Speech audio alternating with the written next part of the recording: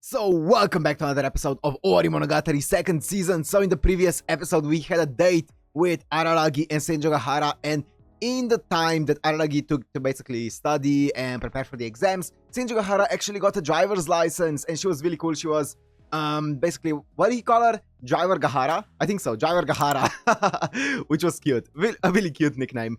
And you guys did say that the reason, that Araragi already did mention the fact that the school was really strict and wouldn't allow him, or I think he said in Bakemonogatari that he would have gotten a driver's license already if the school allowed him to get it, or something along those lines, which is interesting, consistent. And I also saw a comment basically saying that that's not that, I don't know if it's like regular in Japanese schools, but it's definitely not uncommon for schools to not allow students to have driver's licenses, right?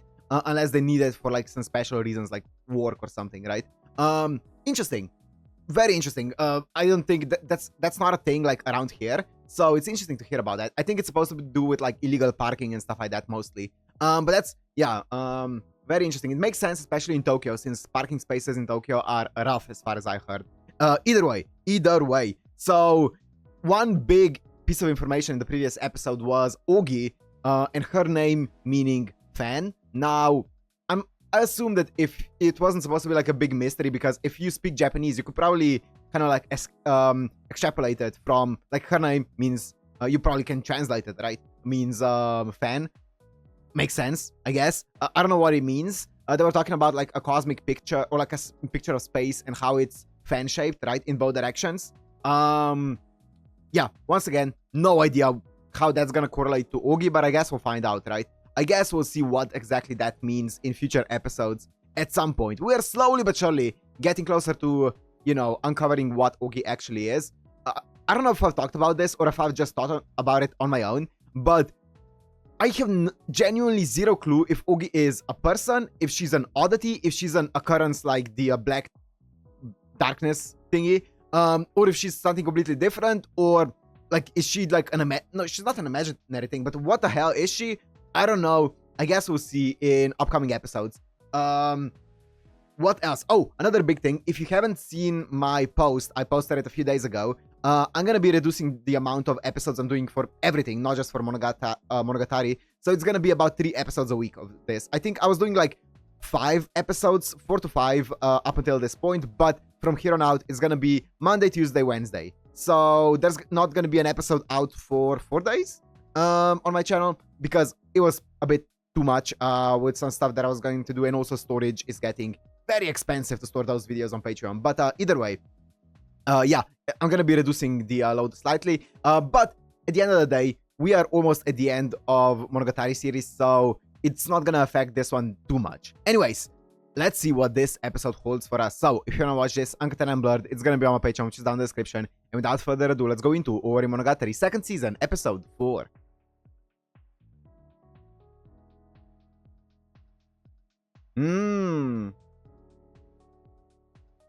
I like this opening. It's good. Also, I was thinking about this ending from this season. I think this is my favorite ending after the first one. Like the very first one from Bakemonogatari. Kimi no Shiranai Monogatari? I think. I could be forgetting some of them that are really good, but this one is really good. I love Clarice.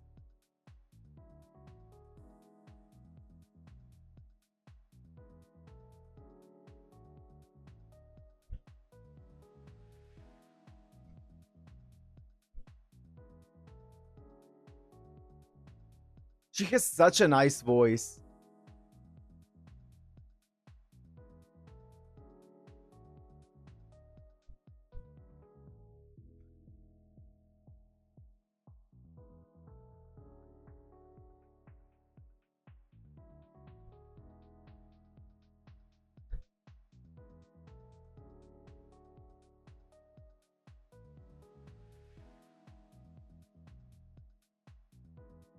Is that like a viola in the back? Or it could be like an organ or pipe organ. I always have trouble differentiating between like a violin, viola, violoncello, and like a pipe organ, even though it's very different. Hitagi Rendezvous.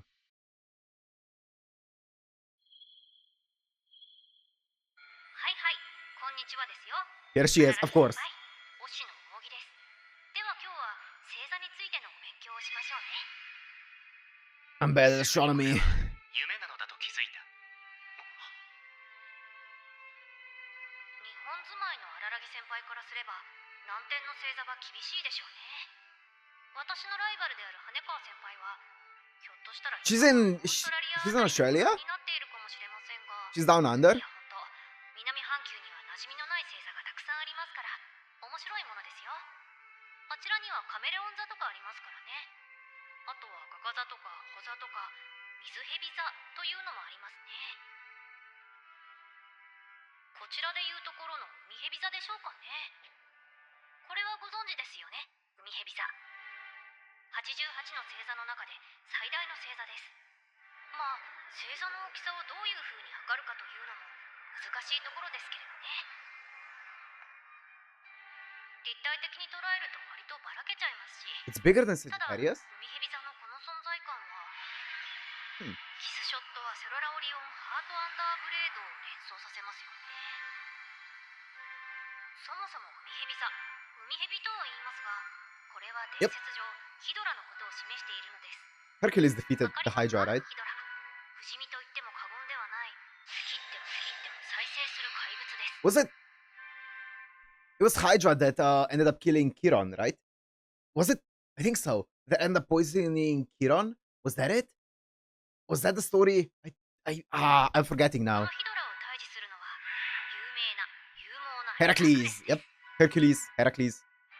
このやり方ではキスショットアセララオリオンハートアンダーブレードは倒せないでしょうが、ヒドラの9つある首を順に切り、切り口を炎で焼いて塞ぎ、再生できないようにした。 Oh, I didn't know that. Oh. 余談ですが、この海蛇とヘラクレスとの戦いの際、海蛇の味方をしてヘラクレスを攻撃したのがカニ座のカニなのです。例の大きなハサミでヘラクレスに切りつけました。小さな武器で大きな敵に挑む姿勢はまさしく戦場ヶ原先輩そのものですね。 True. That's 目 very が覚め Senjo. たらこの辺りのエピソードを戦場ヶ原先輩に話して、 Why are you in my dream, ぜひと Ougi? もモテてくださいよ。そして海蛇座ならぬ蛇座の方もヒドラでこそありませんが不死身の象徴です。何せこの蛇座というのは全天88星座の中でも唯一と言っていい変わった特徴を持っていますからね。なんだかご存知ですか、荒木先輩。扇ちゃんは知っているのだろうか。私は何も知りませんよ。あなたが知っているんです、荒木先輩。ご存知のはずですよ、本当は。ほら、こういう風に蛇座は東西に分断されて存在するただ一つの星座なのです。蛇としてぶつ切りにされている。これは見るからに不死身ですよね。体を真っ二つにされても生きているだなんて。実を言いますと、分断されたその狭間には別の星座が描かれているのですよ。これは絶対に荒木先輩はご存知だと思いますが、蛇使い座です。蛇使いが蛇の上半身と下半身を左腕右腕でそれぞれ持っているという図になるのですよ。確かあの蛇使いは異性と呼ばれるアスクレピオスなのだっけ。そうですね。さすが荒木先輩、博識でいらっしゃる。アスクレピオスの美術の技はめきめきと洗練され、しまいには死人さえも蘇らせるレベルにまで達したのです。けれどこれはやりすぎだった。やりすぎ、ルール違反、世の断りに反すると言いますかね。冥王ハーデスの怒りを買い、アスクレピオスは雷に打たれて文字通り天に召されたと I いうことで see. す。まあ、人を I don't know about 生 this き返 story. らせるというのは、不死身を量産するというのは結構な罪ということですよ。 Are you calling someone out here? 死後に生き返らされた一人ではありますが、 I knew it the second she said it. 彼女を生き返らせた当事者が全員そのしっぺ返しでその身に呪いを受けましたからね。となるとどうなんでしょう。荒木 Oh. 先輩を地獄から復活させ It's た kind of like 彼は Atalanta then. 今後一体 Interesting. どんな報いを受けることになるのでしょうね。 Who was turned into a lion, は right? は扇ちゃん、座るなら左側に。どうしてです？そこは戦場ヶ原の席だから。おやおや、これはお安くありませんね。まあご心配なく。私はメインヒロインの座を脅かそうというつもりはもう Yeah, ありませんよ。 I can キャ tell. ラくらいなら目指してもいいところですが。No. しかしカレンちゃんはともかく月日ちゃんとは競いたくはありませんかね。彼女の正体は、テオリー・タラツルは言った。地獄の底で僕に教えてくれた。彼は僕や忍の大将に対した Yep. クライアントのよ。荒木先輩、正しさって何だと思います？正しいことをするというのは難しいですからね。特に正しいことだけをするというのはとても難しいです。正しいことをしようとすると付属して間違ったこと、正しくないこともしなくちゃならなくなったりします。だからですね、荒木先輩。正しい自分である上では正しいことをするべきではないんですよ。正しいことをしようとすれば必ずそこに間違いが伴うというのであれば、結局差し引きゼロになってしまいますからね。ですからKarma? 影縫さんやファイヤーシスターズが実践している生き様は、彼女たち自身は正義を名乗っていますけれど、決して正しいことをしているわけではありません。彼女たちは正しい自分であるために No, it's not karma. It's the opposite. 間違いを正す、不正を正す、そういう生き方を選んでいるのです。正す、あるいは問いただすとも言いますがね。つまり敵の敵は味方ではありませんけれど、悪の敵となることで、悪の対義語となることで己に正義を任ずるということですかね。Interesting. 私もまた間違いを正すタイプの正しさを追い求めるものです。ルール違反をした者に退場を命じるのが私の役割です。ルール違反、退場。荒木先輩、そろそろ Wait, what exactly did you say? ルール違反を Forcing した者 rule に breakers to leave the 退場を命 stage じ is る the の role が that was 私の given to me. 役割で Yes, す。 yes, yes, yes, yes, ルー yes. ル違反、 Interesting. 退場。荒木先輩、そろそろプログラムが終わります。目を覚ました方がいいですよ。恋する相手とのデートをこの後もせいぜい楽しんできてくださいよ。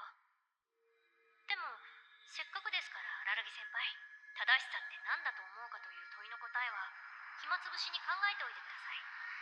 現実世界で会った時にそれについてお話ししましょう。だけど君は本当に何者なんだね。それもまたお会いした時にお話しさせてもらいますよ。まあでも今言える限りのことを強いて言うなら、私は宇宙の法則です。 Laws of the 宇 universe. 宙地図、扇の形、真っ黒な真空に偏った銀河。これも深く考えないでください。地獄から蘇り今や完全なる人間に戻った荒木先輩とは、案外私はこれ以上関わらずに済むかもしれませんから。あわよくば。ですからお願いですから、ガエンさんの口車に乗らないでくださいね。完全体となったキスショットアセロラオリオンハートアンダーブレードや、成仏しておきながらまたもこの世に迷い戻った八九時迷いについて、今度こそ見捨てるという正しい判断をされることを私は心から期待しますよ。 That's very not creepy. Okay, so you know what this reminds me of? There's a book, and there's also, I think, a TV series after it, which I haven't seen nor read. I just know kind of what it's about. The Three Bodies Problem. And I think the main premise of that is basically, what if somehow the laws of the universe that we know of were basically wrong, right? Were proven to be wrong. Some of the concepts were like core concepts were proven to be wrong. How would that affect us, right? I feel like that's kind of like the plot, and this is kind of remind me of that. So she said that she's basically the laws of the universe, right? And she's correcting all the wrongs, right?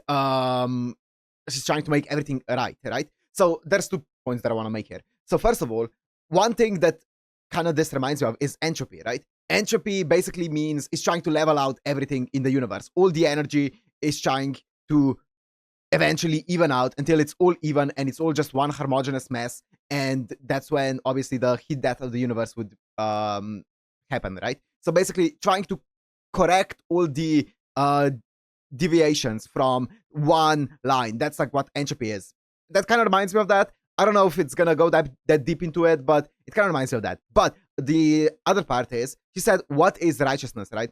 And I feel like, yes, obviously it's hard to do only right, right? When you do only right, or when you do something right, you're bound to do also something wrong in the process. I feel like if anyone's seen Attack on Titan, there's one thing that I really like being discussed there, where Armin says that he doesn't like the word or he doesn't like the phrase a good person, because it's a very subjective phrase that depends heavily on who you're asking and the perspective, right? You can be a good person to someone, but by doing something that might be perceived good to someone, you're maybe taking away from someone else who might perceive that action as bad, right? So I don't think there's anything as, like, it's hard to deem anything as objectively just good, right?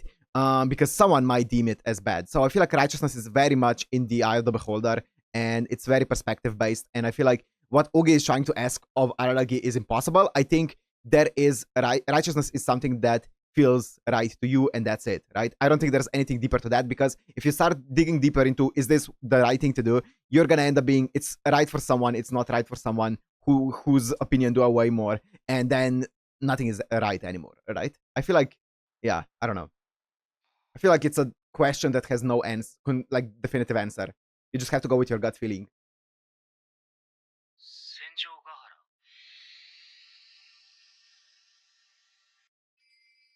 寝てないわ。全然寝てない。Yeah. Yeah. 目をつむって考え事をしていた。 Cute. ごめんなさい。本当は寝ていました。 That's so cute. 大丈夫。僕もちょっと寝ちゃってたから。そう。お互い疲れていたということかしら。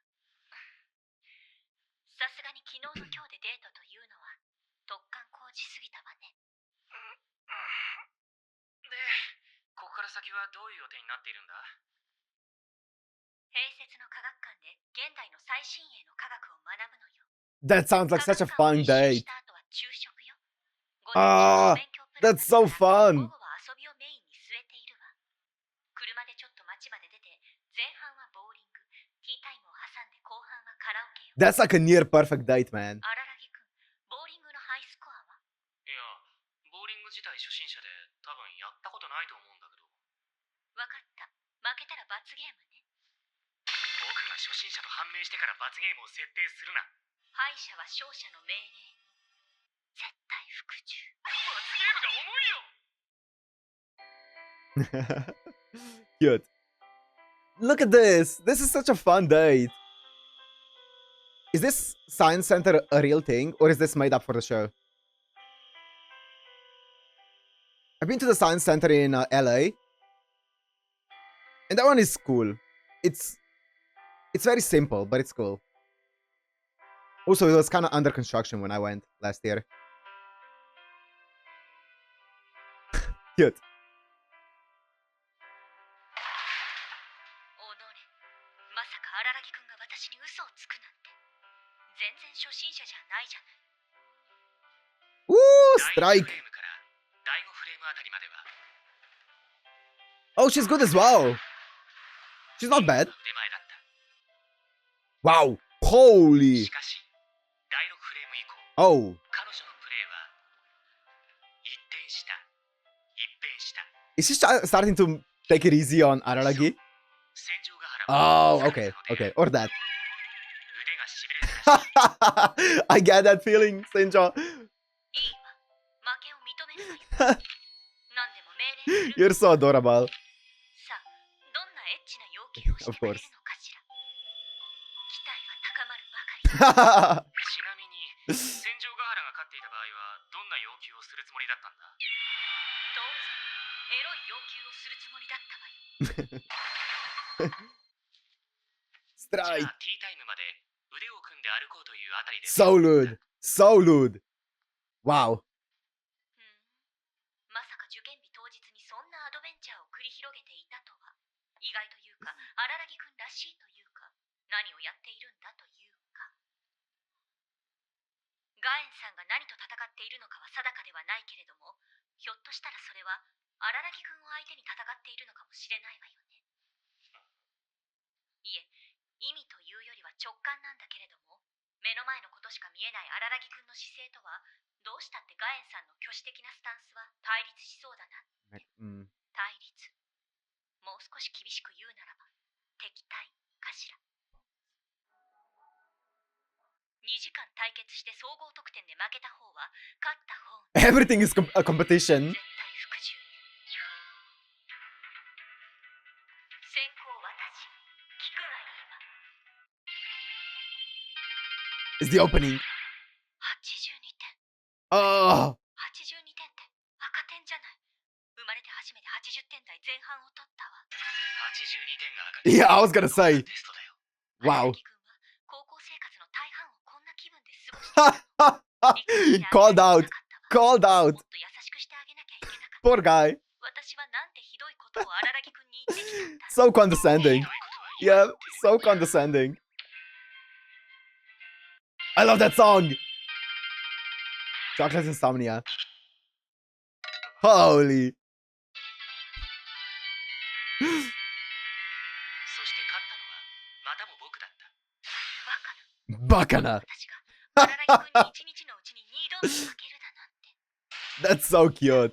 何でも命令するがいいわ。駐車場までお姫様抱っこっていうのはどうかしら。重いって言ったら殺す。she's the best. さすが荒木君。普段から幼女を抱っこし慣れているだけのことはあるわね。 I'd like you to stop that. 地獄を見たわ。そこまで言うか。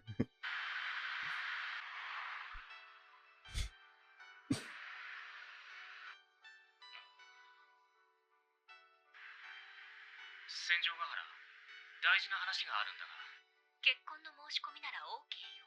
いや、そこまで大事な話じゃない。 That's cute. そして二つ返事すぎる。 Yeah, that's really cute. 実はバレンタインデーにいただいたチョコレートのお返しの件なんだが、用意できてないんだ。 For White ご Day? めんなさい。用意する時間がなかった。考えているうちに考えすぎてしまって。 Oh, two things that you guys let me know. March 14th is actually Einstein's birthday. I didn't know that. I knew it's Pi Day, but I didn't know it's also Einstein's birthday. That's cool. That's why they mentioned Einstein in the previous episode. And the second thing that I was gonna mention is about Ougi. I saw a comment. I don't know. I mean, I think this is kind of speculation at this point, but I saw it basically about Ougi, about her wanting to kill Araragi. I saw a comment saying that maybe she didn't want to kill Araragi. Maybe she just wanted to draw out his vampire powers, right? By trying to kill him, and then he would be forced to use more of his vampirism and become a full-on vampire. Maybe that's what she was trying to do. That's an interesting hypothesis as well. I feel like it hasn't been confirmed or anything, but it's interesting. 2、Possible. 3日待ってはもらえないだろうか。もちろん、その分の利息は上乗せするから。なんだ、そんなことを気に病んでいたの。今日一日デートしてくれただけでも十分よ。 They're so adorable. 気が向いたら何かくれるくらいでいいわよ。私はお返しを期待してチョコレートを作ったわけではないわ。 Whoa! Ma'am? 荒木君、許せないわね。え？あろうことか、恋人たちの三大イベントの一つであるホワイトデーに、ラバーに対して何も用意していないだなんて。私に対する愛情を疑わざるを得ないわ。 You said you're gonna have everything under control, Senjougahara. 荒木君は一体どんなサプライズを用意してくれているんだ。 You said you don't need anything, that you have everything. 何の準備もなかった。 Ah, 肩透かしもいいところよ。てっきりク girls, ルーザーの一台くらいプレ women. ゼントしてくれるのかと思っていたのに。それは期待がめがけていない。ああ、 Woe is me. かな。 Whoa! ごめん。だから謝ってるじゃん。 So cute. 自殺はしないでください。じゃあ、どうすれば許してくれる？クルーザーは用意できないけれど、できる限りのことなら。できる限りのことをするっていい。 Oh, you lost. 今、絶対服従って言っ You lost. She got you. いえ、言ってませんけれど。言いました。絶対服従とまさにこの口で言いました。そう。さすが荒木君。その度量の広さ、私が惚れた男ね。惚れ直したわ。何を要求されるかもわからないのに、一生私のお願いに絶対服従してくれ。For the rest of your life. 一生おう、一生だな。わかった。僕は何をすればいいんだ？名前で呼んで。私のこと、名前で。呼んでるじゃん、戦場ヶ原って。じゃなくて、下の名前で。呼び捨てに。だから、ボーリングやカラオケで罰ゲームを設けようと That's していたのか。 really cute. こんなきっかけでもなければ言えないことだったかもしれない。一生絶対服従。一生その名を呼び続ける。ひたぎ、 Ah, ありがとう、 ah, 小読み。 oh, my heart, man. Oh, what? Oh, okay. There's a long after credit scene. I was gonna say this one blasted by. Wow. Oh, this got me. This got me a bit in the feels. That was a fantastic episode. What's up? That's a long after credit scene. やあ、荒木先輩。 It's time. お持ちしておりましたよ。 Spill the くたびれまし beans. た。待つだけでくたびれました。いかがでした？戦場ヶ原先輩との最後のデートは楽しめましたか？一応気を使って現実世界での割り込みは控えておいたんですけれど、感謝していただきたいものですね。感謝はする。ただ、最後のデートっていう言い方は誤解を招くな。あくまでも高校生活最後のデートだ。ですか。ええ、だったらいいですよね。お二人に未来があればいいですよね。扇ちゃん、君は僕を退治しようとしたの？そんなことを専門家に依頼したの？おや、誰かから聞きましたか？そんなデマを。しかしそれは悲しい誤報ですね。釈明させてほしいところです。私が荒木先輩を害するようなことをするわけがないじゃありませんか。だから言ったでしょ。荒木先輩が正しい判断をしてガエンさんの口車に乗ることなく引いてくれることを期待しますと。言ったっけな。だけどないぜ。忍や八九時のことを見捨てるなんて選択肢は僕には。選択の余地はない。僕の心にあまりはない。正しさが何かなんてわからないけれど、自分の選ぶべき道は分かっている。そう結論を急がないでほしいものですけれど。でもまあそうですね。私としてもダメ元で聞いてみただけです。とはいえ残念です。私としては荒木先輩にはここらでご優待願いたいんですけれどね。あまりそれを促すのも両分を出てしまいますか。ねえ、荒木先輩。一つ、あなたが勘違いされているかもしれないことを訂正させてくださいよ。勘違い？勘違いって何？私は暗闇ではありませんよ。 I thought that would be too simple. ところで Too straightforward. That was obviously my first impression as well, but 僕に落ちデートもしてもう思い残すことはないかもしれませんけれど、私には現在一つこの町で思い残していることがありましてね。思い残していること？それをやり遂げるためなら死んでもいいし、それをやり遂げたら死んでもいいという目標が荒木先輩にはありますか？私にはあるのです。あと一つだけあるのです。だから何を置いてもそれをしなければならないのですけれど、だからこそ専門家の元締めガエンいずこが罠を張るとすればそこなのでしょう。ええ、分かっています。分かっていてもその罠には引っかかるしかない。その反撃を私は甘んじて受けるしかない。つまり私はこれから正面切ってごまかしなく何でも知ってるお姉さんと戦うことになるのですけれど、荒木先輩、その時は私の味方をしてくれませんか？ I don't think so. 私を助けてください。 Yeah, playing on his savior complex. So okay, the reason I was this surprised was, and this is, I think I might be reaching a bit here, and I might be pulling like a theory out of nowhere here, but the way that Araragi reacted when she was like, oh, I told you this, and he was like, oh, did you? Okay. It's a similar way that he reacted to everything up until this point that she told him, right? He believed her, and he was like, oh, you're probably right. I wonder if every single time that happened, it was because she told him that in a dream, just like she did with this one. Maybe that's why it subconsciously it felt to him as if she actually did tell him that, because it happened in his dream. So he can't really remember it, but he feels that sense of like deja vu of, oh, this did in fact already happen in the past, right? I wonder if that's why, because the way that he reacted here is the same way that he reacted back in the past when a similar thing happened, right, with Ougi. So I wonder if all those things were because she already appeared in his dreams before. This could be a reach, but I don't know. It just reminded me of that.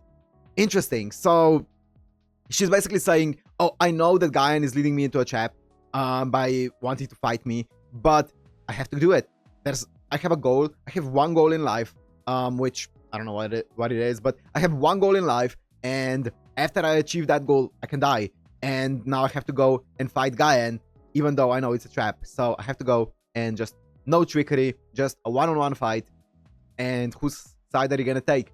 Araragi. And then she was like, I know that you want to save the weaker side, right? He always wants to help the underdog. So she was like, please save me, Araragi. And then smiled. She knows what she's doing, right? She knows what she's doing. Now, how much did Araragi change? I think his savior complex is still very much present, so I guess we'll see how that's gonna happen, you know? Araragi changed a lot, but some aspects of his personality stayed very similar to what they were back, like a year ago. So I guess we'll see. I guess we'll see how this is gonna go down. I'm so excited for it. I'm honestly really sad that I'm gonna have to wait for like 4 days now before recording the next one, because I'm really excited to see. I'm guessing the next arc is gonna be like either an Ougi arc or a Guyan arc, so I'm excited. But apart from that, this episode, I didn't even talk about it. This episode is one of my favorites, like, in a while, ever. I saw a comment yesterday, I think it was yesterday, on yesterday's episode. I was like, just put Araragi and Senjougahara on a date and it's one of the best, and it's a peak episode or something along those lines. And I'm like, yep, you're right. You're absolutely 100% correct. Just put those two on a date and let those two just be characters around each other and let their relationship and their dynamic speak for itself in the story, and it's gonna be a peak episode. And you can see it here. They're just just being a couple, and you're watching them just be a couple for most of the day, and it's just a peak episode, right? Oh my god, it's so good. Yeah, absolutely incredible episode. I'm so excited to see what the next arc is gonna be about. I cannot predict it. No idea. I mean, yeah, I feel like it's gonna be a lot of answers again. But then if the next arc hypothetically answers the Ougi question, then what is the arc after that gonna do? Because there's one more season of this before we end, I guess, this entire story arc. I don't know. I guess we'll see. No use speculating too much about it. I'm excited for it, man. I'm really excited. I guess I'm gonna end this one here. Hope you guys enjoyed. If you did, make sure to like, comment, subscribe, and see you in the next one. Peace.